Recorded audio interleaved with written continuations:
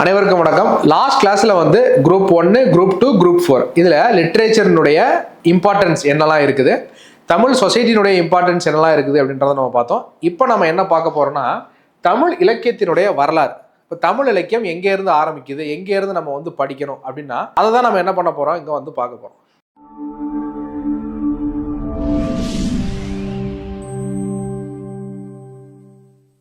ஒரு குட்டியான ஒரு ஸ்டோரி வந்து தெரியணும். என்ன ஸ்டோரி சார் அப்படின்னு கேட்டிங்கன்னு சொன்னால், நம்மளுடைய தமிழ் சமூக வரலாறு அப்படின்றத பார்த்தீங்கன்னு சொன்னால், இப்போ நீங்கள் ஜாகிரஃபி மேப்பை நீங்கள் எடுத்துக்கிட்டிங்கன்னா, வேர்ல்டு மேப் எடுத்துக்கிட்டிங்க அப்படின்னா, இந்த இடத்துல ஆஃப்ரிக்கன் காண்டினென்ட் இருக்கும், இந்த இடத்துல வந்து பார்த்தீங்கன்னு சொன்னால் ஆஸ்திரேலியா காண்டினென்ட் இருக்கும். ஓகேவா? இந்த ஆப்பிரிக்காவிலேருந்து ஆரம்பித்து ஆஸ்திரேலியா வரைக்கும் மொத்தமாக வந்து பார்த்தீங்கன்னு சொன்னால் எல்லாம் உள்ளடங்கிய ஒரு கண்டமாக இருந்தது. அந்த கண்டத்துக்கு பேர் தான் என்னது? லெமூரியா கண்டம்னு சொல்லுவாங்க. என்னன்னு சொல்லுவாங்க? லெமூரியா கண்டம் அப்படின்னு சொல்லுவாங்க. அப்போ இப்போ இந்தியா இப்படி இருக்காங்க, இப்போ இதுதான் வந்து இந்தியான்னு வச்சுக்கங்களேன், பேருக்கு வச்சுக்கங்களேன், இது ஃபுல்லாக வந்து இந்தியான்னு வச்சுக்கோங்க. அப்போ இந்தியாவை வந்து உள்ளடக்கிய இங்கே ஆஸ்திரேலியாவிலேருந்து ஆரம்பித்து இங்கே ஆப்பிரிக்கா வரைக்கும் ஒரு பெரிய ஒரு நிலப்பரப்பு இருந்தது. அந்த நிலப்பரப்புக்கு பேர் தான் என்னது? லெமூரியா கண்டம்னு சொல்கிறாங்க. லெமூர் அப்படின்ற ஒரு வகையான குரங்கு இருந்துச்சா, அந்த குரங்குல இருந்து தான் என்ன ஆயிடுச்சு, இந்த நிலப்பரப்புக்கு இந்த லெமூரியா காண்டினென்ட் அப்படின்னு பேர் வந்துச்சுன்னு சொல்கிறாங்க. இந்த லெமூரியா காண்டினென்ட் என்ன ஆயிடுச்சு? கடல் ஹோலில் மூழ்கியது அப்படின்னு சொல்கிறாங்க. கடல் ஹோல் அப்படின்னா இந்த சுனாமியால், கடல் சீற்றத்தால் வந்து பார்த்தீங்கன்னு சொன்னால் உள்ள கடலுக்குள்ளே முங்கி போயிடுச்சு. முங்கி போனதுக்கப்புறம் இப்போ இதுதான் வந்து இந்தியான்னு வச்சுக்கங்களேன், இப்போ இதுதான் இந்தியா, இப்போ வந்து ஸ்ரீலங்கா அப்படி இருக்குன்னு வச்சுக்கங்களேன்.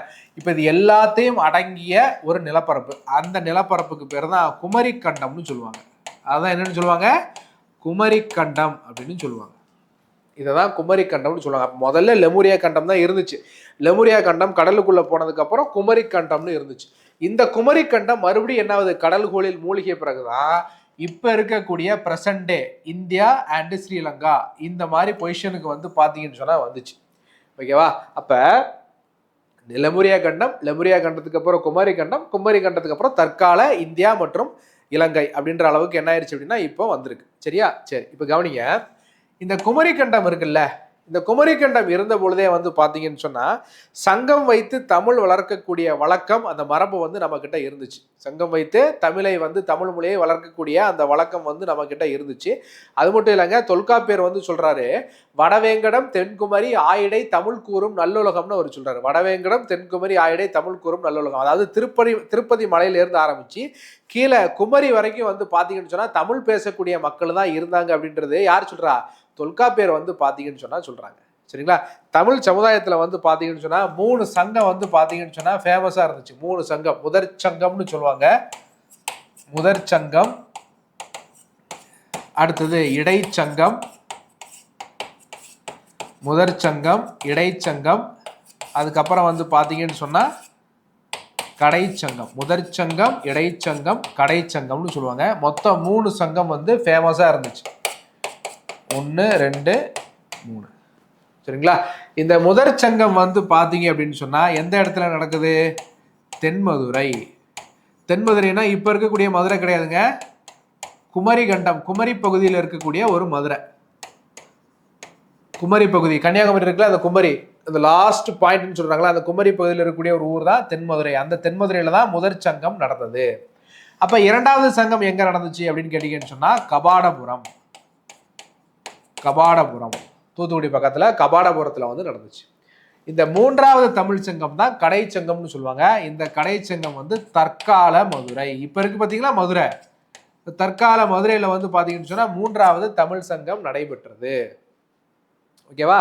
அப்ப தமிழ் சமூகத்துல வந்து பாத்தீங்கன்னா 3 சங்கம் வந்து பாத்தீங்கன்னு சொன்னா முக்கியம்.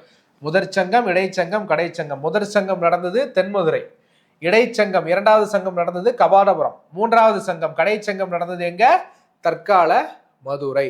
மூன்றாவது நடந்தது எங்கன்னு கேட்டீங்கன்னா தற்கால மதுரை. சரியா? நல்ல ஞாபகம் வச்சுக்கோங்க.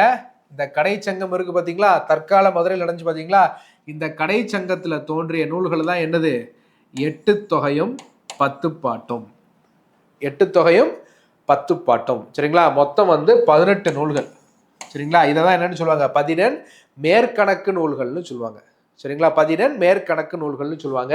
அப்ப இந்த காலம்தான் சங்க காலம். இந்த காலம் தான் என்னது? சங்க காலம். அப்ப சங்க காலத்தில் தோன்றிய நூல்கள் சங்க இலக்கியங்கள் எனப்பட்டது. சங்ககால இலக்கியங்கள்னு சொல்லுவாங்க. அப்ப நல்லா ஞாபகம் வச்சுங்க, முதற்சங்கம், இடைச்சங்கம், கடைச்சங்கம். இந்த கடைச்சங்கம், இந்த மூன்றாவது சங்கம் தான் எந்த காலத்தை சேர்ந்தது? சங்க காலத்தை சேர்ந்தது. அப்ப அந்த சங்க காலத்துல 18 நூல் வந்துச்சு. அப்ப 17 மேற்கணக்கு நூல்கள்னு இதை சொல்றாங்க. சங்க காலத்தில் தோன்றிய நூல்கள் ஆதலால் சங்ககால இலக்கியங்கள் அப்படின்னு இதை சொல்றாங்க. சரிங்களா? நம்ம இதை தான் நம்ம என்ன பண்ண போறோம்? ஃபோக்கஸ் பண்ணி படிக்க போறோம். அப்ப சங்கம் லிட்ரேச்சர் அப்படின்றது இந்த மூன்றாவது சங்கத்துல தோன்றியதா இங்க இருந்தா நமக்கு ஆரம்பிக்குது. சரிங்களா? அப்ப முதற் சங்கத்துல தோன்றிய நூல்கள் கிடைச்சுதா சார்னா கிடைக்கல. ஏன் கிடைக்கல? ஓலைச்சுவடியில தான் எழுதியிருப்பாங்க. அது ஒண்ணு கரையா அரிச்சிருக்கலாம், இல்ல அப்படின்னா கடல்கோளில் மூழ்கி இருக்கலாம். சரி, ரைட். அப்ப இரண்டாவது சங்கத்துல எதுவும் நூல்கள் கிடைக்கலையா சார்? கிடைச்சது. எந்த நூல் தெரியுமா? அதுதான் தொல்காப்பியம். அதுதான் என்னது? தொல்காப்பியம். இந்த தொல்காப்பியத்தினுடைய ஆசிரியர் தொல்காப்பியர். சரிங்களா? மூன்றாவது தமிழ் சங்கம் கடைச்சங்கம். அது தற்கால மதுரையில் நடந்துச்சு. 8 தொகையும் 10 பாட்டும். இந்த கடைச்சங்கம் நடந்த காலகட்டம் தான் சங்க காலம். அப்ப இந்த சங்க காலத்தில் தோன்றிய நூல்கள் சங்ககால இலக்கியங்கள் என்றும் 17 மேற்கணக்கு நூல்கள் என்றும் அழைக்கப்படுகிறது. சரிங்களா? சரி, இப்ப இன்னொரு விஷயத்தை நீங்க கவனிக்கணும். முதற் சங்கம், இடைச்சங்கம், கடைச்சங்கம் அப்படின்னு இருக்கலாங்க. இந்த முதற் சங்கம், இடைச்சங்கம், கடைச்சங்கம். இப்ப தமிழ்நாடு எடுத்துக்கலாம். இப்ப எடுத்துங்க. இப்போ புலவர்கள் எல்லாருமே கவிஞர்கள் இருக்காங்க வச்சுக்கோங்க. ஃபார் எக்ஸாம்பிள் வைரமுத்து சார் இருக்காரு, பா விஜய் சார் இருக்காங்க, கவிஞர் தாமரை மடம் இருக்காங்க. இவங்க எல்லாருமே பார்த்தீங்கன்னு சொன்னால் இந்த அறிஞர்கள் பெருமக்கள், புலவர்கள், கவிஞர்கள் எல்லாருமா சேர்ந்து இப்போ தமிழ்நாட்டில் ஒரு மாநாடு ஒன்று நடத்துகிறாங்க அப்படின்னு வச்சுக்கலாம். இதுக்கு ஆதரவு கொடுக்க வேண்டியது யார் பொறுப்பு? தமிழ்நாடு கவர்மெண்ட்டோட பொறுப்பு. சரிங்களா? அப்போ அந்த காலத்தில் இந்த புலவர்களுக்கெல்லாம் யார் ஆதரவு கொடுத்துருப்பா? மன்னன் தான் கொடுத்துருப்பான். யார் கொடுத்துருப்பாங்க?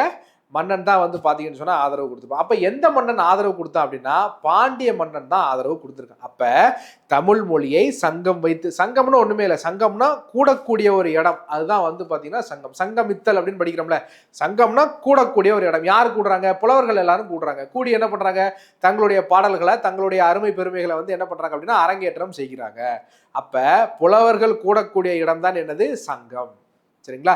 அப்ப தமிழ் மொழியை புலவர்கள் எல்லாம் சேர்ந்து என்ன பண்றாங்க? வளர்த்து எடுக்கிறார்கள். அவர்களுடைய படைப்புகள் எல்லாத்தையும் படைக்கிறாங்க. அதற்கு ஆதரவு கொடுக்கக்கூடியது மன்னனுடைய வேலை. அப்ப எந்த மன்னன் ஆதரவு கொடுத்திருக்கான்? பாண்டிய மன்னன் ஆதரவு கொடுத்திருக்கான். அப்ப முதற் சங்கத்துக்கு ஆதரவு கொடுத்த பாண்டிய மன்னன் யாருல இருந்து யார் வரைக்கும் அப்படின்றத நமக்கு தெரிஞ்சு வச்சுக்கணும். யாருல இருந்து யார் வர அப்படின்னா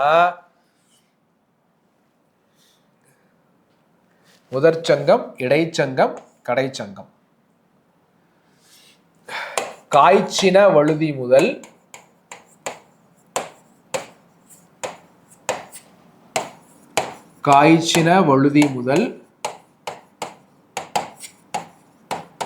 கடுங்கோன் வரை. முதற் சங்கத்திற்கு ஆதரவு கொடுத்த பாண்டிய மன்னன் காய்ச்சின வழுதி முதல் கடுங்கோன் வரை. இரண்டாவது சங்கத்திற்கு ஆதரவு கொடுத்தவன்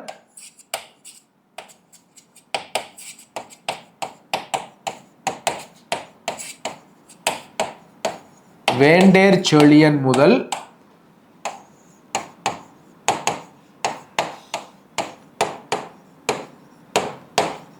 முடத்திருமாறன் வரை. வேண்டேர் செழியன் முதல் முடத்திருமாறன் வரை. மூன்றாவது முடத்திருமாறன் முதல்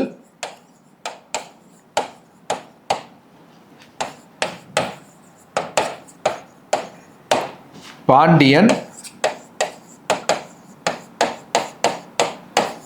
உக்கிர பெருவழுதி வரை. சரிங்களா? பாண்டியன் உக்கிர பெருவழுதி வரை. பாருங்க, முதற் சங்கத்திற்கு ஆதரவு கொடுத்தவன் காய்ச்சின வழுதியிலிருந்து ஆரம்பிச்சு கடுங்கோன் வரைக்கும். இரண்டாவது தமிழ் சங்கத்துக்கு ஆதரவு கொடுத்தது வேண்டேர் செழியனிலிருந்து ஆரம்பிச்சு முடத்திருமாறன் வரைக்கும். மூன்றாவது தமிழ் சங்கம் முடத்திருமாறன் ஆரம்பிச்சு யார்கிட்ட இருந்து முடியுது? உக்கிர பெருவழுதியோட முடியுது. மூன்றாவது தமிழ் சங்கத்தை தோற்றுவித்தவன் யார் அப்படின்னா முடத்திருமாறன். இது டிஎன்பிசியில் ப்ரீவியஸ் இயர் எக்ஸாமில் ப்ரீவியஸ் இயர் கொஸ்டின் பேப்பரில் இருக்குது. சரிங்களா? Department exam நடந்திருக்கும்ல. இப்போ தமிழ்நாடு கவர்மெண்ட் பார்த்தீங்கன்னு சொன்னால் குரூப் 1, குரூப் 2, குரூப் 4 மட்டும் நடந்தது கிடையாது. அசிஸ்டன்ட் ஜெயிலர் எக்ஸாம், அதுக்கப்புறம் பர்சார் எக்ஸாமினேஷன், டெக்னிக்கல், நான் டெக்னிக்கல் போஸ்டிங்ஸ்லாம் நிறைய எக்ஸாம் கண்டக்ட் பண்ணுறாங்க. அதுலலாம் ஜிஎஸ் இருக்குது பார்த்தீங்களா? அதில் ஒரு கொஸ்டின் தான் என்னது? மூன்றாவது தமிழ் சங்கத்தை தோற்றுவித்தவன் யார் அப்படின்னு சொல்லிட்டு என்ன பண்ணுறாங்க அப்படின்னா கேட்டிருக்காங்க. அந்த கொஸ்டின் ஆன்சர் பார்த்தீங்கன்னு சொன்னால் முடத்திருமாறன். மூன்றாவது தமிழ் சங்கத்தை தோற்றுவித்தவன் முடத்திருமாறன். ஓகேவா? சரி, அப்போ பாருங்க, 3 சங்கம். அந்த 3 சங்கம் வந்து பார்த்தீங்கன்னு சொன்னால் எந்தெந்த மன்னர்கள் வந்து ஆதரவு கொடுத்துருக்காங்க, எந்தெந்த இடத்துல நடந்துச்சு, எந்த நூல்கள் அப்படின்றதையும் நம்ம பார்த்துட்டோம். அப்போ முதல் சங்கத்தில் தோன்றிய நூல் நமக்கு கிடைக்கல, கடல்கொள்ள மூழ்கிருச்சு. 2வது சங்கத்தில் கிடைச்சது தான் என்னதுன்னு கேட்டிங்கன்னா தொல்காப்பியம். இந்த 3வது சங்கத்தில் வந்து பார்த்தீங்க அப்படின்னு சொன்னால் கிடைச்சது தான் சங்ககால இலக்கியங்கள். இந்த 3வது சங்கம் நடைபெற்றது தான் வந்து சங்க காலம்னு சொல்கிறாங்க. அப்போ சங்க காலத்தில் தோன்றிய அந்த நூல்கள் 18 நூல்கள் இருக்கு பார்த்தீங்களா, 8 தொகையும் 10 பாட்டும், அதை என்னன்னு சொல்கிறாங்க, 14 மேற்கணக்கு நூல்கள்னு சொல்கிறாங்க, சங்ககால இலக்கியங்கள்னு சொல்கிறாங்க. சரிங்களா? அப்போ இதுதான் வந்து பார்த்தீங்கன்னு சொன்னால் இந்த 3rd சங்கத்தை தான் நம்ம ஃபோக்கஸ் பண்ணி என்ன பண்ண போகிறோம் அப்படின்னு கேட்டிங்கன்னா பார்க்க போகிறோம். ஓகேவா? சரி, இப்போ பாருங்கள், இலக்கியத்தினுடைய பரிணாம வளர்ச்சி அப்படின்றது எங்கே இருந்து வருது அப்படின்னா இந்த சங்க இலக்கியங்கள்ல இருந்து தான் வருது. சங்க இலக்கியங்கள்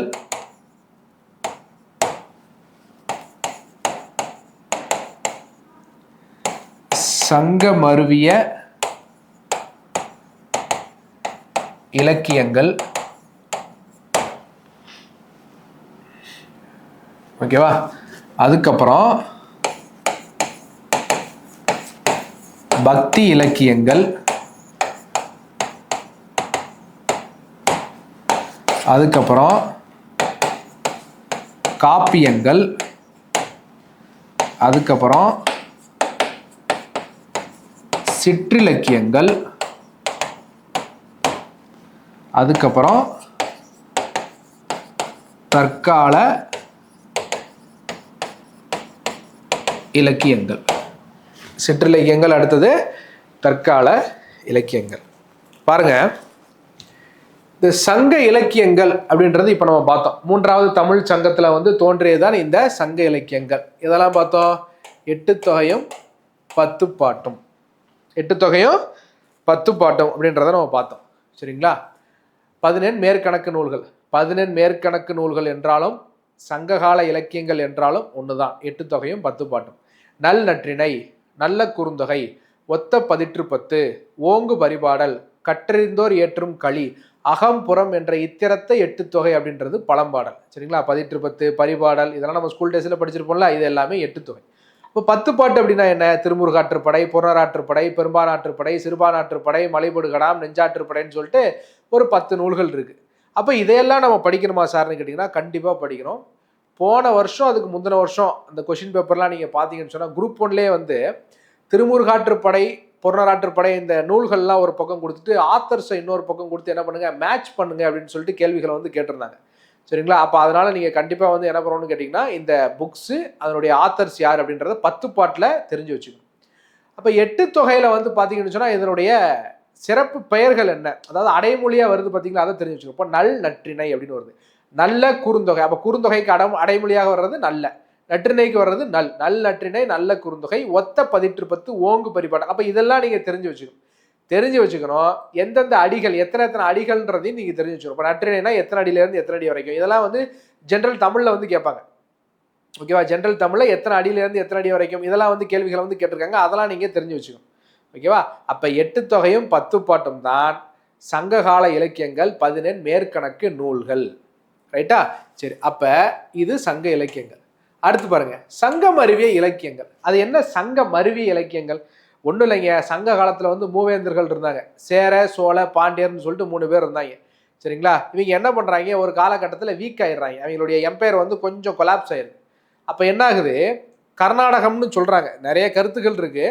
ஆனால் கர்நாடக பகுதி அப்படின்னு சொல்லி கர்நாடக பகுதின்னு சொல்கிறாங்க. அங்கேருந்து வந்து இந்த கலபராஸ் அப்படின்ற ஒருத்தவங்க வந்து என்ன பண்ணுறாங்க அப்படின்னா தமிழ்நாட்டுக்கு மேலே படையெடுத்து வராங்களாம், கலபிரர்கள்னு சொல்லுவாங்க. இந்த கலபராஸ் வந்து படையெடுத்து வந்து இங்கே இருக்கக்கூடிய சேர, சோழ, பாண்டிய மன்னர்கள்லாம் வந்து டெஃபீட் பண்ணிட்டு தமிழ்நாடு மொத்தத்தையும் வந்து பார்த்தீங்கன்னு சொன்னால் கேப்சர் பண்ணிடுறாங்க. அப்போ மொத்தத்தையும் கேப்சர் பண்ணது யாருன்னு கேட்டிங்கன்னா கலபராஸ் அப்படின்னு சொல்லுவாங்க. கலபிரர்கள்னு தமிழில் இருக்குது, கலபிரர்கள் காலம்னு சொல்லுவாங்க. இந்த கலபிரர்கள் காலத்தில் வந்து பார்த்தீங்கன்னு சொன்னால் அவர்கள் வந்து தமிழை தாய்மொழியாக கொண்டவர்கள் கிடையாது. யாரு? கலபிரர்கள். அப்போ தமிழை சங்கம் வைத்து வளர்க்கக்கூடிய அந்த வழக்கம் இருக்குது பார்த்தீங்களா, தமிழ் மொழியை வந்து சங்கம் வச்சு புலவரெல்லாம் வச்சு நம்ம வந்து வளர்த்தெடுத்துக்கிட்டு இருந்தோம் சேர, சோழ, பாண்டியம் இருக்கும் பொழுது. இப்போ இவங்க கலபராஸ் வந்ததுக்கப்புறம் அந்த வழக்கத்துக்கு வந்து என்ன பண்ணுறான், மூடு விழா நடத்திட்டான். சரிங்களா? அப்போ என்ன ஆகுது அப்படின்னு கேட்டீங்கன்னு சொன்னால் சங்கம் வைத்து தமிழ் வளர்க்கக்கூடிய அந்த வழக்கம் இல்லாமல் போனது. அப்போ இந்த காலகட்டத்தை தான், கலபிரர்களுடைய காலகட்டத்தை தான் என்னன்னு சொல்கிறாங்க, சங்கமருவிய காலகட்டம் அப்படின்னு சொல்றாங்க, இருண்ட காலம்னு சொல்றாங்க. ஏன்னா தமிழ் மக்களுக்கு வந்து எந்த விதமான டெவலப்மெண்ட்டுமே லைஃப்ல இருந்திருக்காது. அப்ப கலவரர்கள் காலம் என்றாலும் சங்கமருவிய காலம் என்றாலும் இருண்ட காலம் என்றாலும் ஒரே காலம் தான். இந்த கலவராசினுடைய ரூல்ஸை தான் என்னன்னு சொல்றாங்க, இந்த 3 விதமா சொல்றாங்க. இருண்ட காலம் என்றாலும் அதுதான் டார்க் ஏஜ், இருண்ட காலம்னு சொல்றாங்க, சங்கமருவிய காலம்னு சொல்றாங்க. சரிங்களா? அப்ப இதை தான் வந்து கலவராசோட காலத்தை தான் இப்படி நம்ம வந்து பார்க்குறோம். இந்த காலத்தில் தோன்றிய இலக்கியங்கள் வந்து பார்த்தீங்கன்னு சொன்னால் சங்கமருவிய இலக்கியங்கள் பெரும்பாலும் வந்து நீதியை வந்து உணர்த்தக்கூடியது. ஏன்னா கலபராசனுடைய ரூலில் வந்து பார்த்தீங்கன்னா மக்கள்லாம் வந்து பார்த்தீங்கன்னா கஷ்டப்பட்டுருப்பான். அப்போ மக்கள் வந்து கஷ்டப்படுறான், மன்னனுக்கு வந்து ஒழுங்காக எப்படி ஆட்சி நடத்தணும்னு சொல்லி கொடுக்கணும். அப்போ மக்களுக்கும் மன்னனுக்கும் என்ன பண்ணுறாங்க, நீதியை வந்து என்ன பண்ணுறாங்க அப்படின்னா கற்றுக் கொடுக்கக்கூடிய விதமாக நிறைய புலவர்கள் வந்து என்ன பண்ணுறாங்க, அற இலக்கியங்களை வந்து எழுத ஆரம்பிக்கிறாங்க. அப்போ அப்படி வந்தது தான் இந்த நீதி நூல்கள் அப்படின்னு சொல்கிறோம். நீதி நூல்கள். இந்த நீதி நூல்களில் தான் முக்கியமானது என்னது, திருக்குறள் அப்படின்னு சொல்கிறோம். திருக்குறள், நாலடியார், இன்னா 40, இனியவை 40, கார் 40, களவழி 40ன்னு சொல்லிட்டு ஒரு 18 இருக்குது. இந்த 18 தான் என்னன்னு சொல்கிறோம், 14 கீழ்கணக்கு நூல்கள்னு சொல்கிறோம். சரிங்களா? அப்போ பாருங்க, கலபராஸ் காலகட்டத்தை என்ன நம்ம சொல்கிறோம், இருண்ட காலம்னு சொல்கிறோம், சங்கமருவிய காலம்னு சொல்கிறோம். அப்போ கலபரர்கள் காலம் இருண்ட காலம், சங்கமருவிய காலம் என்றாலும் ஒன்று தான். இந்த காலகட்டத்தில் தோன்றிய இலக்கியங்கள் இருக்குது பார்த்தீங்களா, அதை தான் நம்ம என்னன்னு சொல்கிறோம், 14 கீழ்கணக்கு நூல்கள்னு சொல்கிறோம். இருண்ட காலத்தில் தோன்றியதால் இருண்ட கால இலக்கியங்கள் அப்படின்னு நம்ம சொல்கிறோம். இருண்ட காலத்தில் தோன்றியதால் இதை என்னன்னு சொல்கிறோம், இருண்ட கால இலக்கியங்கள்னு சொல்கிறோம். அப்போ இருண்ட கால இலக்கியங்கள் என்றாலும் 14 கீழ்கணக்கு நூல்கள் என்றாலும் ஒன்று தான். அப்போ அந்த 14 கீழ்கணக்கு நூல்களில் முக்கியமான நூல் என்னது, திருக்குறள். அடுத்து என்னது, நாலடியார். அதுக்கப்புறம் இன்னா 40, இனியவை 40, இது எல்லாமே. சரிங்களா? அப்போ இது எல்லாத்தையும் நம்ம வரிசையாக 1 by 1 பார்க்கலாம். அப்போ இது என்னன்னு சொல்கிறாங்க அப்படின்னா நீதி நூல்கள். அந்த 18 நூலை என்ன சொல்கிறாங்க, நீதி நூல்கள்னு சொல்கிறாங்க, அற இலக்கியங்கள்னு சொல்கிறாங்க. சரிங்களா? இருண்ட கால இலக்கியங்கள்னு சொல்கிறாங்க, 14 கீழ்கணக்கு நூல்களை. சரி, ரைட். அப்போ பாருங்கள், இதே காலகட்டத்தில், இதே சங்கமருவிய காலகட்டத்தில் 2 காப்பியம் வந்து தோன்ற ஆரம்பிக்குது. 2 காப்பியம். சரிங்களா? காப்பு கூட்டல் இயம், அதாவது ஒரு மரபை சொல்லுதல் அப்படின்னு அர்த்தம். அப்போ சிலப்பதிகாரமும் மணிமேகலையும் அப்படின்னு சொல்லக்கூடிய அந்த இரட்டை காப்பியம் இருக்குது பார்த்தீங்களா, அந்த இரட்டை காப்பியம் தோன்றிய காலம் எது அப்படின்னு கேட்டீங்கன்னு சொன்னா சங்கமருவிய காலம். என்ன காலம் அது, சங்கமருவிய காலம். அப்ப 18 நூல்களும் தோன்றியது சங்கமருவிய காலத்துல தான். இரட்டை காப்பியங்கள்னு சொல்லக்கூடிய சிலப்பதிகாரம் மணிமேகலை தோன்றியது இந்த சங்கமருவிய காலத்துல தான். ஓகேவா? இதெல்லாத்தையும் சங்கமருவிய இலக்கியங்கள்னு சொல்றாங்க. சரி, அடுத்து பாருங்க, பக்தி இலக்கியங்கள். பக்தி இலக்கியம்னா என்ன, தமிழ்நாட்டில் யாருடைய பீரியடில் வந்து காலத்தில் வந்து இந்த பக்தி இலக்கியம் தோன்றுச்சு அப்படின்னு நீங்கள் கேட்டிங்கன்னா, இந்த கலபராஸ் இருக்காங்கல்ல, இப்போ அவங்க தான் வந்து சேர சோழ பாண்டியெல்லாம் டெஃபிட் பண்ணிட்டு தமிழ்நாடு மொத்தத்தையும் ஆக்கிரமிச்சு வச்சிட்டாங்க. ஓகேவா? இப்போ இந்த கலபராஸ் கிட்ட இருந்து தொண்டை மண்டலத்தை ஒருத்தன் கேப்சர் பண்ணி பிடிக்கிறான். காஞ்சிபுரம் இந்த சைட்லாம் இருக்குது பார்த்தீங்களா, அவன் தான் யாருன்னு கேட்டிங்கன்னா சிம்ம விஷ்ணுன்னு சொல்லுவாங்க.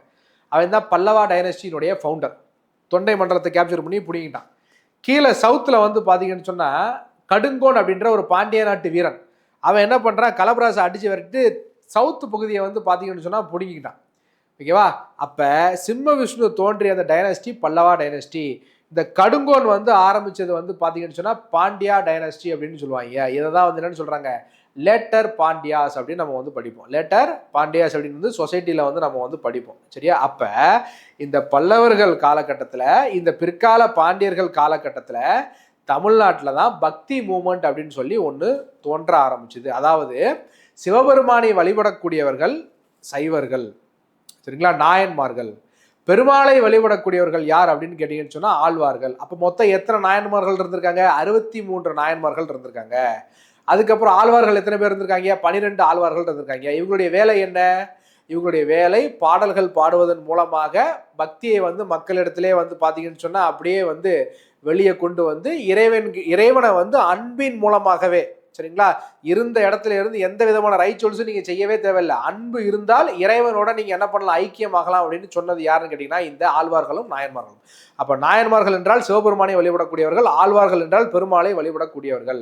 அப்போ இவர்கள் வளர்த்தெடுத்தது தான் இந்த பக்தி இயக்கம். அவர்கள் பாடிய பாடல்கள் எல்லாத்தையும் நம்ம என்னன்னு சொல்கிறோம், பக்தி இலக்கியங்கள் அப்படின்னு சொல்கிறோம். அதான் என்னன்னு சொல்கிறோம், பக்தி இலக்கியங்கள் அப்படின்னு சொல்கிறோம். 4000 திவ்ய பிரபந்தம் அப்படின்னா ஆழ்வார்களோடது. 12 சைவ திருமுறைகள் அப்படின்னு சொல்கிறது யாரோடையது அப்படின்னு கேட்டிங்கன்னா நாயன்மார்களோடது. இது எல்லாத்தையும் படிக்கிறது பக்தி இலக்கியங்கள். சரிங்களா?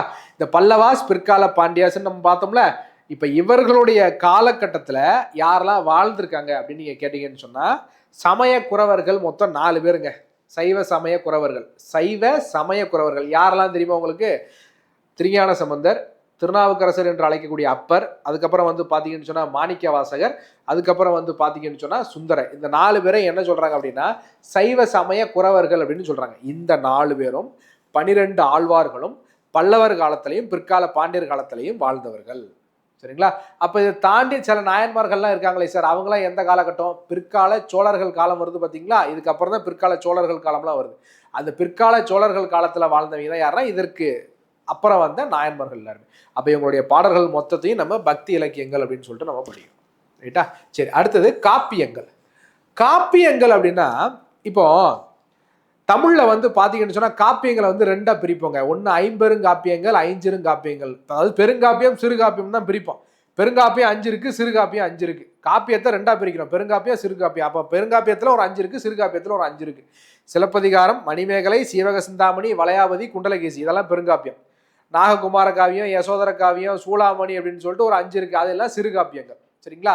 இப்போ இந்த பெருங்காப்பியம்னு சொல்றேன் பாத்தீங்களா? இந்த பெருங்காப்பியத்துல சிலப்பதிகாரம், மணிமேகலை ஏற்கனவே நம்ம எங்க பார்த்துட்டோம்? சங்கமறிவை காலகட்டத்துல தோன்றியாச்சு. அதை நம்ம பார்த்தாச்சு. இரட்டை காப்பியங்கள். அப்ப ஐம்பெருங்காப்பியங்கள்ல மிச்சம் 3 இருக்கு. சீவக சிந்தாமணி, வளையாபதி, குண்டலகேசி. இந்த 3 பெருங்காப்பியங்களும் 5 சிறுகாப்பியங்களும் தோன்றிய காலம் தான் என்னது? பிற்கால சோழர் காலம். பிற்கால சோழர் காலம்னா நீ சங்ககால சோழர்கள் வேலை, பிற்கால சோழர்கள் கன்ஃபியூஸ் செய்யக்கூடாது. சங்க காலத்தில் தான் வந்து இளஞ்சேட் சென்னி, கரிகால சோழன் இவெல்லாம் வருவான். பிற்கால சோழர்களில் வந்து பார்த்தீங்கன்னு சொன்னால் யார் வரா? விஜயலாய சோழன், ஆதித்த சோழன், கண்டராதித்த சோழன், ராஜராஜ சோழன்லாம் இருக்குல்ல, இவங்கெல்லாம் வரதெல்லாம் பிற்கால சோழர்கள். அப்போ இந்த பிற்கால சோழர்கள் காலத்தில் தோன்றியது தான் இந்த 3 பெருங்காப்பியங்களும் 5 சிறுகாப்பியங்களும். அதனால தான் சோழர்கள் காலகட்டத்தை, லேட்டர் சோழர்ஸ் காலகட்டத்தை, பிற்கால சோழர்கள் காலகட்டத்தை என்னன்னு சொல்கிறாங்க? காப்பிய காலம்னு சொல்லுவாங்க. ஏன்னா காப்பியங்கள் அங்கே தோன்றியதுனால இதை காப்பிய காலம்னு சொல்கிறாங்க. அது மட்டும் இல்லை, பிற்கால சோழர்கள் காலகட்டத்தில் தோன்றியதான் இந்த கம்ப ராமாயணம். சரிங்களா? கம்பர் இருக்காருல, அவர் வந்து பிற்கால சோழர் காலத்தில் வந்து வாழ்ந்தவர் தான். அவர் வந்து இயற்றியது தான் வந்து கம்பர் இயற்றியது தான் இந்த கம்ப ராமாயணம். அதெல்லாம் வந்து எங்கே தான் படிப்போம் அப்படின்னு கேட்டிங்கன்னா இந்த ஏரியாவில் தான் படிப்போம். ஓகேவா? சரி, அடுத்து பாருங்க சிற்றிலக்கியங்கள். தமிழில் மொத்தம் 96 வகை சிற்றிலக்கியம் இருக்குங்க. சரிங்களா? 96 வகை அப்படின்னா அதில் வந்து குறவஞ்சி, பரணி, உலா, அதுக்கப்புறம் தூதுன்னு சொல்லிட்டு மொத்தம் 96 எண் செய்யுள் அப்படின்னு சொல்லிட்டு மொத்தம் 96 இருக்கு. அப்போ இந்த 96ஐயும் நம்ம படிக்கிறோமா சார் அப்படின்னு கேட்டிங்கன்னா கிடையாது. நமக்கு ஸ்கூல் புக்கில் என்னெல்லாம் இருக்குதோ அதை மட்டும் படித்தா போதும். எடுத்துக்காட்டு குற்றால குறவஞ்சி படிக்கணும், கலிங்கத்து பரணி படிக்கணும், அதுக்கப்புறம் மூவர் உலா அது வந்து படிக்கணும், பிள்ளைத்தமிழ் இலக்கியம் படிக்கணும். இது எல்லாமே நமக்கு ஸ்கூல் புக்கில் கொடுத்துருக்காங்க. பள்ளு இலக்கியம் படிக்கணும். இது எல்லாமே ஸ்கூல் புக்கில் இருக்கிறதுனால இது எல்லாத்தையும் நம்ம வந்து படிக்க போகிறோம். அப்போ சிற்றிலக்கியம் மொத்தம் 96 இருக்குது, அதை நம்ம படிக்கணும். அடுத்தது பாருங்க தற்கால இலக்கியங்கள் அப்படின்னா மாடர்ன் லிட்ரேச்சர்ஸ். பிரிட்டிஷ்காரன் வந்ததுக்கப்புறம் அந்த நவீன இந்தியான்னு சொல்கிறோம்ல, அதுக்கப்புறம் என்னெல்லாம் இலக்கியங்கள் தோன்ற ஆரம்பிச்சதோ அது எல்லாத்தையும் நம்ம என்னன்னு சொல்கிறோம்? தற்கால இலக்கியங்கள் அப்படின்னு சொல்கிறோம். இப்போ வரைக்கும், இப்போ 2024 சாகித்ய அகாடமி விருது வாங்குச்சு பார்த்தீங்களா, அது வரைக்கும் வந்து பார்த்தீங்கன்னு சொன்னால் நம்ம என்ன பண்ணுறோம்? இப்போ நமக்கு இருக்கக்கூடிய லிட்ரேச்சர் வரைக்கும் தற்கால இலக்கியங்கள் தான் சொல்கிறோம். ஓகேவா? அப்போ இது எல்லாமே வந்து பார்த்தீங்கன்னு சொன்னால் முக்கியம். கேள்விகள் வந்து கேட்கக்கூடிய ஏரியா. உங்களுக்கு இன்னொரு இன்ஃபர்மேஷன் நான் ஒன்று சொல்கிறேன்.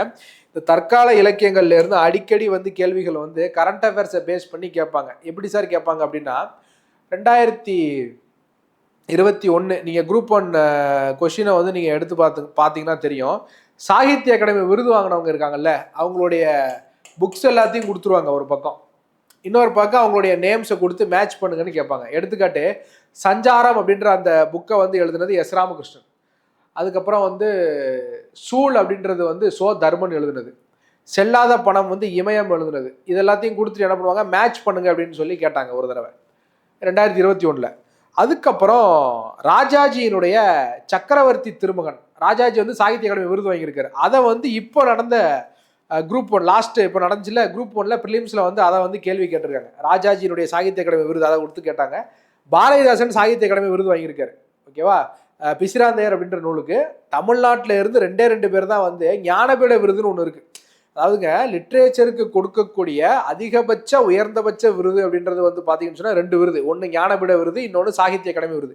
இந்த ஞானபீட விருது வாங்கினவங்க யாருன்னா 2 பேர் தான் தமிழ்நாட்டில் இருந்து. ஒன்று வந்து சித்திரப்பாவை அப்படின்ற புத்தகத்துக்காக அகிலன் வாங்கினாரு, இன்னொன்று ஜெயகாந்தன் இலக்கிய பங்களிப்புக்காண்டி வாங்கினார். ஒருத்தர் அகிலன், இன்னொருத்தர் வந்து ஜெயகாந்தன்.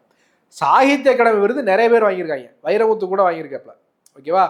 கவிக்கோ அப்துல் ரஹ்மான் வாங்கியிருக்காங்க. இப்போ லாஸ்ட்டாக வந்து பார்த்தீங்கன்னு சொன்னால் வேங்கடாச்சலபதி அப்படின்ற ஒருத்தர் வஉசியும் திருநெல்வேலி எழுச்சியும் 1908 திருநெல்வேலி எழுச்சி நடக்கும். அதை பேஸ் பண்ணி என்ன பண்ணியிருக்காரு, அவர் ஒரு புத்தகம் எழுதியிருக்காரு. அப்போ இதுக்காக வந்து சாகித்ய அகாடமி விருது கொடுத்துருக்காங்க. அப்போ எந்தெந்த புத்தகத்துக்கெல்லாம் வந்து சாகித்ய அகாடமி விருது கொடுத்துருக்காங்க, யாரெல்லாம் வந்து தமிழ்நாட்டில் இருந்து ஞானபீட விருது வாங்கியிருக்காங்க அப்படின்றதெல்லாம் நம்ம என்ன பண்ணணும் அப்படின்னா தெரிஞ்சு வச்சுக்கிட்டோம் அப்படின்னா அதுலேயே இருந்து கேள்விகள் வந்து கேட்குறாங்க. 2021 கேட்குறாங்க, லாஸ்ட் டைம்லேயும் வந்து பார்த்தீங்கன்னு சொன்னால் கேட்டிருக்காங்க. அப்போ தற்கால இலக்கியங்களில் நீங்கள் பேப்பர் வந்து நல்லா படிக்கணும். பேப்பர் நீங்கள் படிச்சிங்க அப்படின்னா யார் யார் வாங்கியிருக்காங்க அப்படின்னு மேட்ச் த ஃபாலோயிங்கில் வந்து கொடுத்தாலும் கூட உங்களால் ஆன்சர் பண்ண முடியும். சிவப்பு கழுத்துடன் ஒரு பச்சை பறவை, சிஎஸ் லக்ஷ்மி அம்பை அவங்க வந்து வாங்கினாங்க அந்த புத்தகத்துக்கு.